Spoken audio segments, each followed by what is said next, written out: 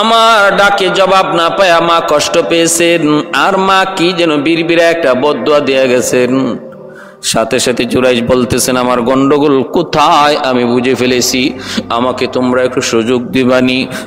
আমি সব কথা মেনে নিব, আমাকে মারধর পরে করো, একটু সুযোগ দাও। বলে কি সুযোগ? মায়ের কাছে যাব। দৌড় দিয়ে জুরাইজ মায়ের কাছে আসলেন। আয়েশা মায়ের পা ধরে মাপ চাইতেছেন। জুরাইজ বলতেছেন, মা আমার দ্বারা বহুত বড় ভুল হয়ে গেছে গো মা, বহুত বড় অন্যায় হয়ে গেছে মা, তুমি মাফ করো। মনে রাখবেন রে যুবক, বাপ মার দিল এত নরম, সন্তান যত বড় অপরাধ করুক না কেন, যদি বাপ মার কাছে মাপ চায়, মাপ চাইতে দেরি হয়, মাফ করতে দেরি হয় না। সন্তান মা বাবার পা ধরতে রাজি হয়, দেরি হয়, বাপ মার দিল নরম হতে দেরি হয় না। ভাইরা বন্ধুরা, কারণ সকল বিপদ সবাই দেখে সহ্য করতে পারে, কিন্তু সন্তানের বিপদ বাপ মা দেখে সহ্য করতে পারে না। সন্তান যদি মার কাছে বাবার কাছে মাপ চায়, বাপ মার সাথে সাথে মাপ করে দেয়। এ যুবক, বাপ মার দিল খুশি করা দুনিয়ার সবচেয়ে বেশি আসান। পৃথিবীতে এত সহজ আর কোনো কাম নাই বাপ মারে খুশি করা যতটা সহজ। 1000 টাকা ব্যয় করতে হয় না রে যুবক। খালি কমলা নিয়ে যদি মায়ের কাছে সন্তান যায়, যদি বাবার কাছে যায়, বলে আব্বা আজকে বাজার থেকে খালি কমলা এনেছি মা তোমার জন্য, দেখবার সাথে সাথে মার দিল খুশি হয়ে গেছে, মার দিল খুশি হয়ে গেছে, মা খুশি হয়ে গেছে। এই কমলা মা কিন্তু একা খায় না, তোমার সন্তানকে আগে খাওয়ায়, তারপরে নিজে খায়, তারপরে তোমারে দেয়। আরে যুবক, কমলাটা যদি সন্তানের হাতে না দিয়া, বিবির হাতে না দিয়া, তুমি তোমার মায়ের হাতে দেও, বাবার হাতে দেও, দেখবা মার দিল খুশি হয়ে গেছে, মার দিল খুশি হয়ে গেছে। আমার সন্তান বাজারে গিয়েও আমার কথা ভুলে নেই। বাজারে যাওয়ার আগে যদি জিজ্ঞেস করো, মা গো, মা তোমার ঔষধ আসেনি, বাবা তোমার ঔষধ আসেনি, বাজারে যাওয়ার আগে মার কাছে জিজ্ঞেস করে যাও। মার এতটুকু জিজ্ঞেস করায় মার দিল খুশি হয়ে যায়। সন্তান বাজারে যাইতেছে, আমার কথা খেয়াল করছে, বাজার থেকে আসার সময় মার কথা খেয়াল করছে, খুশি হয়ে গেছে। রিদার রাব্বি ফি রিদাল ওয়ালিদাইন ওয়া সাকাতুর রাব্বি ফি সাকাতিল ওয়ালিদাইন আও কামা ক্বালা নবী আলাইহিস সালাম।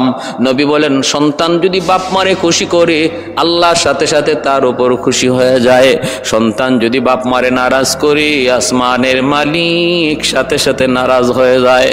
জুরাইজ মায়ের পা ধরে যখন মাপ চায়, চোখের পানি ঝরাইয়া, মা গো আমি বুঝে ফেলেছি আমি এত বড় কঠিন পরীক্ষায় কেন পড়লাম। ও মা, আমি বুঝে ফেলেছি, মা আমাকে মাফ করো, তুমি মাফ না করলে বিপদ থেকে উদ্ধার পাওয়ার কোনো সুযোগ নাই। মার দিল সাথে সাথে খুশ হয়ে গেছে। মা টান দিয়ে বুকে তুইলে কপালে চুমা খায়। মা যখন মাফ করে দিছে, জুরাই যাবার ওই মানুষগুলোর কাছে আসলেন। মানুষগুলি দাঁড়ায় রইছে। জুরাই যাইসা বলেন, আমি এসেছি, এবার ফয়সালা হয়ে যাবে। কি বলতেছে তোমরা বলো। এই মহিলা, তুমি বলো কি বলতেছ। মহিলা বলতেছে, আমার সন্তানের বাবা আপনি। জুরাইজ বলতেছেন, ঠিক আছে, আমি যদি সন্তানের বাবা হই, আর এই মুহূর্তে আমি যদি বলি আমি নির্দোষ, আমি অন্যায় করি নাই, তোমরা আমার কথা বিশ্বাস করবা না। কারণ মহিলা নিজে বলতেছে, মেয়েটা নিজে বলতেছে, তোমরা আমার কথা বিশ্বাস করবা না। আমি যদি বলি আমি নির্দোষ, আমার কথা বিশ্বাস করবা না। কিন্তু এই মুহূর্তে কোনো সাক্ষীও আমার কাছে নাই, আমার কাছে কোনো সাক্ষীও নাই যে আমি বলবো আমি নির্দোষ প্রমাণ করব। তবে আমি আল্লাহর কাছে সাহায্য চাইব, আমার মাওলার কাছে সাহায্য চাইব। আমি যদি বলি আমি দোষী, কিন্তু আমার আল্লাহ জানেন আমি নির্দোষ, এজন্য আমি আমার মালিকের কাছে সাহায্য চাইব। তোমরা সমস্ত মানুষ উপস্থিত থাকো। আজ আমার পক্ষে সাক্ষী দিবে এমন একজন দুধের শিশু, কুলের শিশু, যেই শিশুটা জন্মের পর মাত্র মায়ের দুধ খায়, কথা বলার তার কোনো শক্তি নাই, বয়সও হয় নাই, কিন্তু আজকের মামলার সাক্ষী দিবে সে। তোমরা শুধু শুনবা। কই কে সেই দুধের শিশু? কই ওই শিশুটাই যেই শিশু তার কুলে, যেই শিশুটা তার কুলে, এই শিশুটাই আজকের সাক্ষী দিবে, সে বলে দিবে তার বাবাকে। যদি ওই কুলের শিশুটা নিজেই বলে দেয় তার বাপকে, তার বাবার পরিচয় শোনায় দেয়, তাহলে কি বিশ্বাস করব? মানুষজন কয় তাহলে তো কোনো সন্দেহই নাই। আর এটা কেমন করে সম্ভব? এটা তো হইতেই পারে না। এই শিশু তো কথা বলার শক্তি নাই, এই শিশুর তো কথা বলার বয়স হয় নাই, তাহলে কেমন করে সম্ভব? জুরাইজ বলেন সব সম্ভব যদি আমার আল্লাহ চায়, সব সম্ভব যদি আমার আল্লাহ চায়, সব সম্ভব যদি আমার আল্লাহ চায়। আলহামদুলিমান কাদ্দারা খাইরাম ওয়া খাবালা, আলহামদুলিমান কাদ্দারা খাইরাম ওয়া খাবালা, ওয়াশকুরু লিমান সাওয়ারা হুসনাও ওয়া জামালা, ওয়াশকুরু লিমান সাওয়ারা হুসনাও ওয়া জামালা, ফারদুন সামাদুন আন সিফাতিন খালকে বারিউন, রব্বুন আযালিয়ুন খালাকাল খালকা কামালা, লা জিদ্দা ওয়ালা নিদ্দা ওয়ালা হাদ্দা লিমাওলা, লা জিদ্দা ওয়ালা নিদ্দা ওয়ালা হাদ্দা লিমাওলা, আল আনা কামা কানা ওয়ালাম ইয়ালকা যাওয়ালা, আল আনা কামা কানা ওয়ালাম ইয়ালকা যাওয়ালা, লা মিসলা ওয়ালা সাওয়ার মিসলাম ওয়া নাযীরা, মান ক্বালা সিওয়া যালিকা ক্বাদ ক্বালা মুহালা। প্রশংসা করব কার? সকল ক্ষমতার মালিককে আল্লাহ। জুরাইজ বলেন তাহলে তোমরা এবার নিজেরাই নিজের চোখে দেখো কি পরিমাণ ইয়াকিন আল্লাহর ওলির জন্ম নিল। এখন আমার সাথে আমার মায়ের দোয়া আছে, অতএব আমি বিপদে পড়ব না, আল্লাহ আমাকে বিপদে ফালাইবেন না। এতক্ষণ পর্যন্ত মায়ের দোয়া ছিল না, মার অন্তরে কষ্ট ছিল, এজন্য বিপদ। ভাইরার জন্যই তো মূসা কালিমুল্লাহ তিনার আম্মা যেদিন মারা গেলেন, আল্লাহ বলতেছেন মূসা এখন থেকে হুশে হুশে কদম বাড়ায়। এতদিন পর্যন্ত মা ছিল, মার দোয়াও পিছনে পিছনে ছিল। আজ তোমার মা দুনিয়ায় নাই, মার দোয়াও তোমার পিছনে নাই, অতএব রে মূসা কদম হুশে হুশে বাড়াইও। এত বড় পয়গম্বরে আল্লাহ কি সবক দিতেছে? আল্লাহ কয় মূসা বিপদ বিপদ বিপদ থেকে উদ্ধার করেছি আমি আল্লাহ, কিন্তু পিছনে মায়ের দোয়া। আজ পিছনে মায়ের দোয়া নাই, সামনের দিকে আগাইতে হুশে হুশে হাঁটো। ও ভাইরা বন্ধুরা, এজন্যই বলতেছি, এজন্যই খেয়াল করুন। জুরাইজ তখন বলতেছেন আমি তোমাদেরকে দেখায় দিব। এই বইলা তিনি ওই দুধের শিশুটার দিকে, দুধের শিশুটার কাছে যেয়া তার পেটের মধ্যে আঙ্গুল দিয়ে গুতা দিলেন। গুতা দিয়ে বলতেছেন ক দেখি তোর বাবা কি, ক তুই মানুষকে জানায় দে তোর বাবা কি। আঙ্গুল দিয়া যখনই এই দুধের বাচ্চার পেটের মধ্যে গুতা দিলেন, সাথে সাথে এই বাচ্চার জবান খুলে দিলেন কে? আল্লাহ। বাচ্চাটা আওয়াজ দেয়া কয় আমার বাবা হলো ওই রাখাল, ওই রাখাল যার নাম হলো অমুক, সে আমার বাবা। যাকে তোমরা অপবাদ দিচ্ছ সে আমার বাবা নয়, বাবা হলো ওই রাখাল। এলাকার মানুষজন অবাক হয়ে গেল, বাচ্চার সাক্ষী সবাই বুঝে ফেলল। সাথে সাথে জুরাইজ তিনি আল্লাহর ওলি, তিনি মুক্ত হয়ে গেলেন। এদের এই অপবাদ থেকে আল্লাহ তারে মুক্ত করলেন ওই দুধের বাচ্চার সাক্ষীর দ্বারা। আর অপরাধ গিয়া পড়লো রাখালের উপর আর এই মেয়ের উপর, দুজনের শাস্তি ধার্য হলো। বিপদ থেকে আল্লাহ তারে বাঁচাইলেন এই দুধের বাচ্চার সাক্ষীর মাধ্যমে। এই ঘটনাটা আল্লাহর নবী হাদিস শরীফে এনেছেন। ইমাম বুখারী রহমতুল্লাহি আলাইহি তার বুখারী শরীফের মধ্যে এনেছেন। হযরত ঈসা আলাইহিস সালাম মায়ের কোল থেকে তিনি কথা বললেন, শাহাদত আঙ্গুল উঁচু করে তিনি বলতেছেন ইন্নী আব্দুল্লাহ, আমি হলাম আল্লাহর গোলাম। আতানিয়াল কিতাব, আল্লাহ পাক আমাকে কিতাব দিয়েছেন। ওয়াজআলানি নবিয়্যা, এবং তিনি আমাকে নবী হিসাবে পাঠাইছেন। তোমরা আমার মাকে মিথ্যা কোনো অপবাদ দিও না।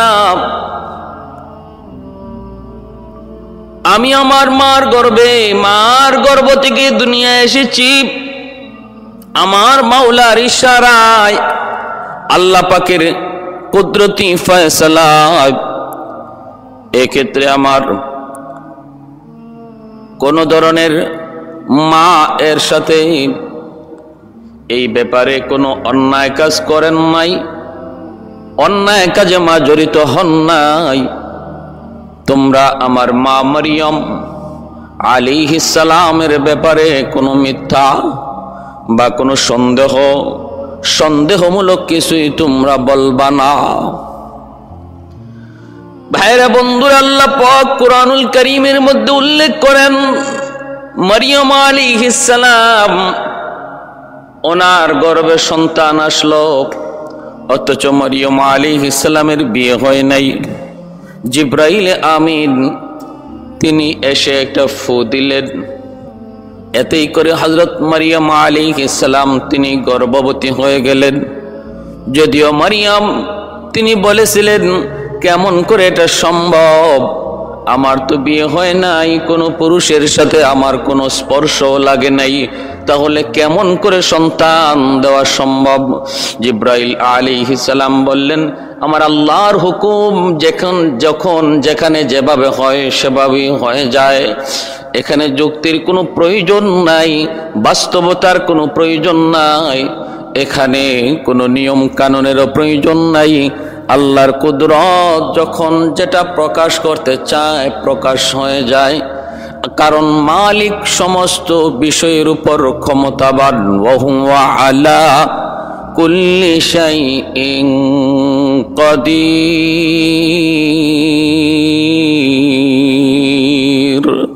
সব কিছুর উপরে আল্লাহ ক্ষমতাবান।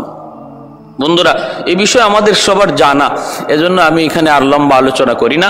2 নম্বর, ওই কুলের শিশু, যে শিশু তার মার কুলে থেকে কথা বললেন, তিনি হলেন আল্লাহ, যার কথা কোরআনে উল্লেখ করেছেন। তিনি কে? তিনি হলেন হযরত ইউসুফ আলাইহিস সালাম। ওনার জমানায় ইউসুফ আলাইহিস সালামের পবিত্রতার ব্যাপারে যে শিশুটা সাক্ষী দিয়েছিল, ওই শিশুর কথা আল্লাহ কোরআনের মধ্যে সূরা ইউসুফে উল্লেখ করেছেন। ফাশাহিদা শাহিদুম মিন আহলিহা, জুলাইখার পরিবার থেকেই একটা কুলের শিশু, মার কুল থেকে, যে শিশু দুধ খায়, কথা বলার কোনো প্রশ্নই উঠে না, যুক্তিতেই ধরে না, এমন শিশুটা হযরত ইউসুফ আলাইহিস সালামের পবিত্রতার ব্যাপারে, তিনি যে নির্দোষ, জুলাইখা দোষ করেছে, অপরাধ করলে জুলাইখার, ইউসুফ আলাইহিস সালামের কোনো অপরাধ নাই, অথচ জুলাইখা ইউসুফ আলাইহিস সালামকে অপরাধী বলছে। ওই অবস্থায় আজিজে মিসরের সামনে ইউসুফ নবী বলেন, আমি দোষ করি নাই, দোষ করেছে জুলাইখা। জুলাইখা বলে, আমি দোষ করি নাই, দোষ করেছে তোমার এই গোলাম।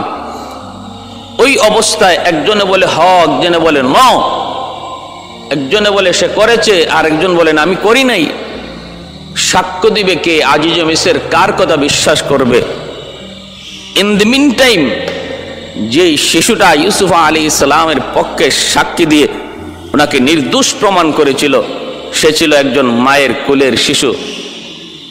অবাক, আশ্চর্য বিষয়, আজিজে মিসর পর্যন্ত অবাক হয়ে গেল।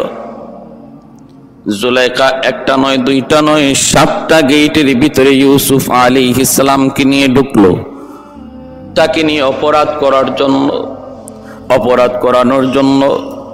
কিন্তু আল্লাহর পয়গম্বর সাইয়্যিদুনা ইউসুফ তিনি সাথে সাথে অস্বীকার করলেন। তিনি বললেন, অসম্ভব, এমনটা আমি করতে পারবো না, অন্যায় কাজে জড়িত হতে পারবো না, কারণ আমার মালিক আমাকে দেখতেছেন। জুলাইখা বলতেছে, দেখো কেউ নাই, কেউ নাই, 7টা গেটের ভিতরে তোমাকে ঢুকাইছি ইউসুফ, তোমার মালিক দেখতেছেন যদি বলো, তাহলে দেখো মালিকের মুখটাও ঢেকে দিলাম।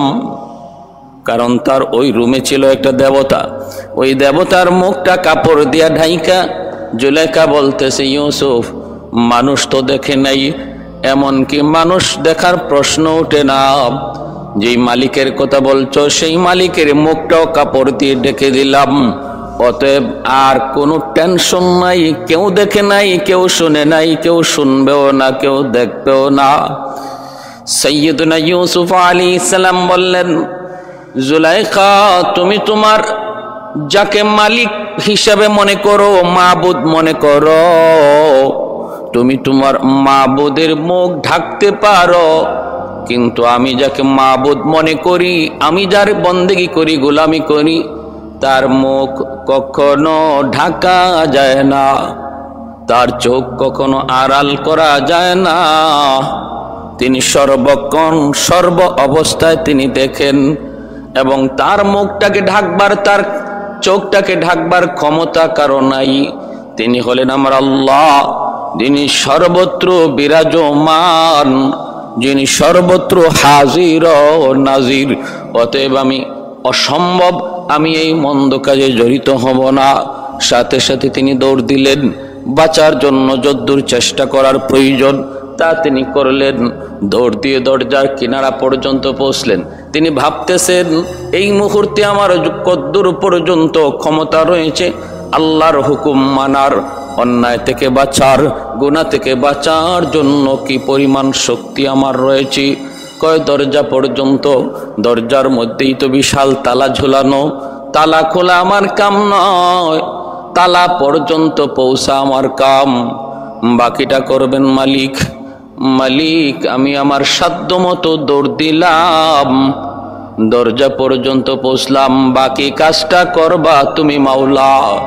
এই বইলা তিনি দৌড় দিলেন গুনাহ থেকে বাঁচার জন্য, অপরাধ থেকে বাঁচার জন্য।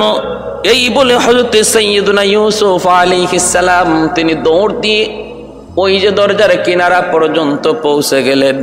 আল্লাহ পাক রব্বুল আলামিন বলে, ওয়াল্লাযীনা জাহাদু ফীনা লানাহদিয়ান্নাহুম সুবুলানা ওয়া ইন্নাল্লাহা লামাআল মুহসিনিন।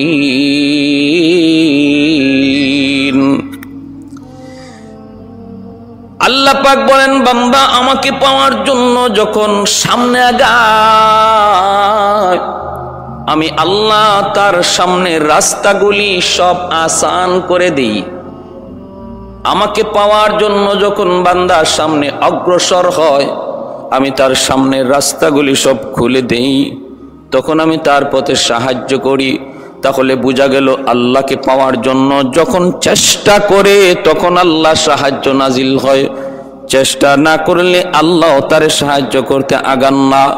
আমি আল্লাহকে পাওয়ার জন্য এক কদম যদি সামনে আগাই, আল্লাহ পাক আমার কাছে সামনে আমাকে পাওয়ার জন্য মালিক 2 কদম সামনে আগান। হাদিসে কুদসির মধ্যে এসেছে, মান তাকাররাবা ইলাইয়া শিবরান তাকাররাবতু ইলাইহি জিরা ওয়া মান তাকাররাবা ইলাইয়া মাশিয়ান তাকাররাবতু ইলাইহি হারওয়ালা। আল্লাহ পাক বলেন, 1 কদম তুমি সামনে আগাও, তোমাকে কোলে নেওয়ার জন্য আমি আল্লাহ 2 কদম সামনে আগাবো। আমাকে পাওয়ার জন্য তুমি পায়ে হেঁটে আগাও, আমি আল্লাহ তোমাকে কোলে নেওয়ার জন্য দৌড়ে সামনে আগাবো। বাইরা আস-সাইয়ু মিন্নি ওয়াল ইতমামু মিনাল্লাহ। আমার আপনার কাম হলো চেষ্টা করা, আমার আপনার কাম হলো চেষ্টা করা। গন্তব্যে পৌঁছে দিবেন আল্লাহ, গন্তব্যে পৌঁছে দিবেন আল্লাহ।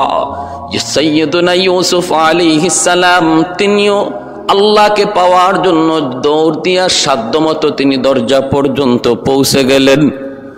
বাকিটা করবেন আল্লাহ। সাথে সাথে আল্লাহ পাক ওই তালাটা কুদরতি ভাবে আল্লাহ খুলে দিলেন। ইউসুফ আলাইহিস সালাম দৌড় দিয়া দরজা পার হলেন, সামনে আরেকটা দরজা, ওখান পর্যন্ত গেলেন। বাকিটা করলেন আল্লাহ। সামনে আরেকটা দরজা, দৌড় দিয়ে ওই পর্যন্ত গেলেন, বাকিটা করলেন আল্লাহ। একে একে 7টা তালা কুদরতি ভাবে আল্লাহ পাক খুলে দিলেন। 7টা গেট পাড়ি দিয়া যখন সামনে আগান, পিছনে জুলেখা। জুলেখা ইউসুফ আলাইহিস সালামের পিছনে পিছনে দৌড়ায়, ইউসুফ আলাইহিস সালাম সামনের দিকে দৌড়ান। জুলেখা পিছন থেকে ইউসুফ আলাইহিস সালামের জামা ধরে টান দিল, জামাটা ছিঁড়ে গেল। ইউসুফ আলাইহিস সালাম আর জুলেখা 7 গেটের সামনে মেইন গেটের বাহিরে আসা মাত্রই দেখে আজিজে মিসর জুলেখার স্বামী দাঁড়ায় আছি, জুলেখার স্বামী দাঁড়ায় আছি। আজিজে মিসরের সামনে দুজন যায় হাজির। স্বামী তো অবাক হয়ে গেল, দেইকা ব্যাপার কি? পিছনে স্ত্রী দৌড়ায়, সামনে ইউসুফ, দুজনে এসে তার সামনে হাজির। অবাক নয়নে তাকায় রইছে, যেন চোখ তার প্রশ্ন করে, কি ব্যাপার, কি হয়েছে তোমাদের, কি হলো? জুলেখা প্রশ্ন করার আগেই সে তার চালাকি শুরু করলো। চালাকি বলতেছে, জাহাপনা, যারে এতদিন পর্যন্ত আপনি নিজের সন্তান বইলা তারে পাললেন, লালন পালন করলেন, এতটা আমানতদারি, যার মধ্যে বিশ্বস্ততা, যার মধ্যে আছে, আপনি মনে করলেন সেই আজকে আপনার সাথে বিশ্বাসঘাতকতা করেছে, সেই আজকে আপনার আমানতে খেয়ানত করেছে। বলে কি? সে আপনার আমানতে খেয়ানত করেছে, এই কথা বুঝাইতে চাইল ইউসুফ আমার সাথে অন্যায় করার জন্য আন্দরে ঢুকছিল। কত বড় জঘন্যতম অপবাদ মুহূর্তের ভিতরে। যেন আল্লাহ বলে নারীদের ষড়যন্ত্র বড় কঠিন। এমনকি আল্লাহ পাক রব্বুল আলামিন শয়তানের ষড়যন্ত্রের ব্যাপারে আজিম বলেন নাই, কঠিন বলেন নাই। নারীর ষড়যন্ত্রের ব্যাপারে আল্লাহ আজিম শব্দ ব্যবহার করেছেন, ইন্না কাইদাকুন্না আজিম। নারীদের ষড়যন্ত্র শয়তানের ষড়যন্ত্রের চেয়েও কঠিন। সব নারীর কথা বলি নাই, যে সমস্ত নারীরা ষড়যন্ত্র করে, যারা এই জঘন্যতম কাজে লিপ্ত, তাদের কখনো কখনো ষড়যন্ত্র, শয়তানের ষড়যন্ত্র কেউ হার মানায়। ইউসুফ আলাইহিস সালাম নীরব থাকেন নাই। যখন ওনার উপরে একটা মিথ্যা অপবাদ দেওয়া হচ্ছে, শরীয়তের বিধান হলো আপনার উপরে কেউ মিথ্যা অপবাদ দিবে আর চুপ থাকবেন না, এটা শরীয়তের বিধান নয়। বিধান হলো আপনি প্রতিবাদ করবেন যে না, আমি এই দোষী নই, সে মিথ্যা বলতেছে, আমি তার সাথে অন্যায় করার জন্য ভিতরে ঢুকি নাই, সে আমাকে ফুসলাইয়া আন্দরের ভিতরে নিয়ে ঢুকলো, আমি ঢুকি নাই, আমাকে ঢুকাইছে এবং সে অন্যায় করতে চাইছে, অপকর্ম করতে চেয়েছে, আমি সায় দেই নাই, আমি মানি নাই। আজিজে মিসর পড়ল বিপাকে। স্ত্রীর কথা বিশ্বাস করবে নাকি সাইয়্যিদুনা ইউসুফ আলাইহিস সালামের কথা বিশ্বাস করবে? ওই অবস্থায় ইউসুফ আলাইহিস সালামের নির্দোষ হওয়ার ব্যাপারে যে সাক্ষ্য দিয়েছিল, সেই সাক্ষী ছিল একটা দুধের শিশু মায়ের কুলে। আপনারা বলুন, দুধের শিশু কথা বলতে পারে না? দুধের শিশু কথা বলতে পারে না, কিন্তু আল্লাহর কুদরতে পারে। যখন আল্লাহ চান, আল্লাহ যখন চান, তখন দুধের শিশু না শুধু গাছও কথা বলতে পারে, মাছও কথা বলতে পারে, প্রাণীও কথা বলতে পারে, মৃত ব্যক্তিও কথা বলতে পারে, যদি আল্লাহ চান। যদি কে চান? আল্লাহ। কাদিরে কুদরত দারি বর কামাল, কাদিরে কুদরত দারি বর কামাল, আনতা রব্বি আনতা হাসবি যুল জালাল, আনতা রব্বি আনতা হাসবি যুল জালাল। সমস্ত ক্ষমতার মালিক কে? আল্লাহ। আল্লাহ সব কিছু পারেন, এমন কোনো কাম নাই যে আল্লাহ পারে না। আমরা যা পারি না আল্লাহ তা পারেন, আমরা যা দেখি না আল্লাহ তা দেখেন, আমরা যা শুনি না আল্লাহ তা শোনেন। ওই অবস্থায় দুধের বাচ্চারা সাক্ষী দিয়ে বলতেছে, আজিজ মিসিরকে বাদশাহ জাহাপনা, আমি আপনাকে বলি, আমি বলবো না ইউসুফ নির্দোষ, জুলাইখা নির্দোষ, এমন কথা বলবো না। আপনাকে একটা সূত্র বলে দিই, এই সূত্রের আকারে আপনি সামনে আগাইলেই কে দোষী কে নির্দোষ আপনি নিজেই বুঝে ফেলবেন। কি সেই সূত্র? সূত্রটা হলো, আপনি সাইয়্যিদুনা ইউসুফ আলাইহিস সালামের আপনি জামা পরীক্ষা করেন, যদি তার জামা সামন দিক দিয়ে ছেঁড়া পান, সামন দিক দিয়ে যদি ছেঁড়া পান, তাহলে বুঝবেন ইউসুফ দোষী। কারণ ইউসুফ অন্যায় করতে চেয়েছেন, জুলাইখা বাধা দিয়েছে। ওই অবস্থায় জুলাইখার হাতের দ্বারা তার জামা ছিঁড়ছে, সামনের দিকে ছিঁড়া থাকলে বুঝবেন ইউসুফ দোষী, জুলাইখা নির্দোষ। আর যদি পিছন দিক দিয়ে জামা ছেঁড়া পান, তাহলে বুঝবেন ইউসুফ নির্দোষ, জুলাইখা দোষী। তখন বোঝা গেল ইউসুফ তিনি চান নাই, ভাগতে চেয়েছেন, অন্যায় থেকে বাঁচতে চেয়েছেন, আর জুলাইখা পিছন দিক দিয়ে ওনাকে টান দিছে। এই কথা বলতেই আজিজ মিসর কয়, ভালো কথা, তাহলে জামা পরীক্ষা করি। জামা পরীক্ষা করে দেখলো ইউসুফ আলাইহিস সালামের জামা সামন দিকে নয়, সামন দিকে নয়, জামা ছেঁড়া পাওয়া গেল পিছন দিকে। সূত্র মোতাবিক প্রমাণ হয়ে গেল সাইয়্যিদুনা ইউসুফ তিনি নির্দোষ, আর জুলাইখা হলো দোষী।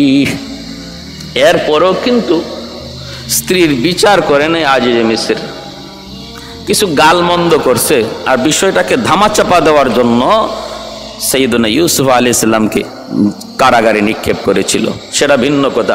আমার উদ্দেশ্য শুধু এটা যে এমন তিন কোন শিশু যারা মার কুলে থেকে কথা বলেছেন, দুজনের কথা আল্লাহ কোরআনে বলেছেন, আর একজন কুলের শিশুর কথা আল্লাহর নবী তার হাদিস শরীফে বলেছেন। আসুন সে হাদিস শরীফের ঘটনাটা কি সেটা আমরা জানি। সেই ঘটনাটা হয়তো আমাদের অনেকেরই অজানা। বনি ইসরাইলের একজন বহুত বড় বুজুর্গ ছিলেন, বহুত বড় একজন আল্লাহর ওলি ছিলেন, যার নাম ছিল হযরতে জুরাইজ আলাইহিস সালাম। এই জুরাইজ তিনি একজন বুজুর্গ আল্লাহ ওয়ালা। বনি ইসরাইলে আল্লাহকে পাওয়ার জন্য, ইবাদত বন্দেগীর জন্য সংসার ছেড়ে, জনপদ ছেড়ে পাহাড়ে জঙ্গলে নির্জনে চলে যাওয়ার একটা বিধান ছিল, সুযোগ ছিল, যার কারণে বহু মানুষ, বহু বুজুর্গ তারা সব কিছু ছেড়ে, বিয়ে শাদী, মা বাবা আত্মীয় স্বজন ছেড়ে শুধু আল্লাহর পাগল হয়ে পাহাড়ে জঙ্গলে নির্জনে তারা সময় কাটাইছেন। এদেরই মধ্যে একজন হলেন হযরত জুরাইজ, যিনি বসতি ছেড়ে দিয়া আল্লাহকে পাওয়ার জন্য, আল্লাহর প্রেমে আর আল্লাহর মহব্বতে নির্জন এক জঙ্গলে একটা সামান্য কোড়েঘরের মতো বানায়া সেখানে রাত দিন আল্লাহর বন্দেগী করতেন, জিকির আজকার করতেন, নামাজ কালাম পড়তেন, আর আল্লাহর প্রেমে ডুবে থাকতেন। এভাবেই চলছে। কিছু লোক ওনার ভক্ত, কিছু মুরিদান রয়েছে। স্বাভাবিকভাবেই আল্লাহওয়ালা মানুষদের পক্ষে কিছু মানুষ থাকে, তাদের ভক্ত কিছু থাকে। আবার কিছু মানুষ এমনও থাকে যারা আল্লাহওয়ালাদেরকে মহব্বত করে না, বরং অন্তরে হিংসা রাখে, বিদ্বেষ রাখে। এটা সর্বকালে ছিল, আজও আছে, ভবিষ্যতেও থাকবে। এমন আলেম বিদ্বেষী, ওলামা বিদ্বেষী, আল্লাহওয়ালা বিদ্বেষী কিছু মানুষ, যাদের অন্তরে যদিও নামাজ কালাম পড়ে, বলে আমি ইসলাম মানি, বলে আমি নামাজ পড়ি, কিন্তু আল্লাহওয়ালাদের ব্যাপারে অন্তরে মহব্বত নাই, বরং অন্তরে হিংসা আর বিদ্বেষ। অতএব সমাজে দুটো গ্রুপই ছিল। ওই অবস্থায় জুরাইজ তিনি নির্জনে একা একই আল্লাহর বন্দেগী করতেছেন। আমার ভাইয়েরা বন্ধুরা, একদিন মা সন্তানকে দেখার জন্য তিনি জঙ্গলে গেলেন নির্জনে, যেখানে বসে বসে জুরাইজ আল্লাহকে পাওয়ার জন্য, আল্লাহর বন্দেগী করার জন্য তিনি জায়গা বেছে নিয়েছেন। মা দরজার সামনে যায় দেখতে পেলেন দরজা বন্ধ। কেন দরজা বন্ধ? ভিতরে জুরাইজ নামাজ পড়তেছেন। নামাজ। মা দরজার বাহির থেকে ডাক দিলেন, বাবা জুরাইজ, বাবা জুরাইজ বলে তিনি ডাক দিলেন। কিন্তু জুরাইজ তো নামাজে। তিনি বলবেন যে আমি নামাজে, তাও তো পারেন না। আবার নামাজ ভাঙবেন, দরজা খুলবেন। তিনি মনে করতেছেন এটাও না, হয় না, ঠিক আছে আমি নামাজটা শেষ করি, তারপরে দরজা খুলে দেখবো মা কেন এসেছেন। এইদিকে মা কয়েকটা ডাক দেওয়ার পরেও যখন জুরাইজ দরজা খুললেন না, মা তখন আর ডাকাডাকি না করি তিনি চলে আসলেন। জুরাইজ নামাজ শেষ করে দরজা খুলে দেখেন মা দরজার বাহিরে নাই, মা তো চলে গেছেন। দ্বিতীয় দিন মা আবার আসলেন, একই অবস্থা, দরজা বন্ধ। ওই দিনও জুরাইজ নামাজের মধ্যে তিনি মগ্ন। মা ডাকতেছে বাবা জুরাইজ, কিন্তু তিনি তো ভাবতেছেন আমি নামাজ শেষ করিনি, নামাজ শেষে আমি দেখবো মা কেন এসেছেন। নামাজ শেষ করলেন, মা এর ভিতরে চলে গেলেন। দ্বিতীয় দিনও মা ডাকলেন, কিন্তু সন্তানের ডাকের জবাব পান নাই। তৃতীয় দিন মা আবার আসলেন, একই অবস্থা, দরজা বন্ধ, ভিতরে জুরাইজ নামাজে মগ্ন। আবারও ডাক শুরু করলেন। জুরাইজ ভাবলেন নামাজটা শেষ করেই মার ডাকটা শুনবো, দরজা খুলে দিব। ওই দিনও কিন্তু মা ডাকাডাকি করো, যখন দরজা খুলল না, মা তো আর জানেন না ভিতরে জুরাইজ নামাজে মগ্ন, তিনি তো আর জানেন না, বুঝেন না। মা চলে যাচ্ছেন, কিন্তু 3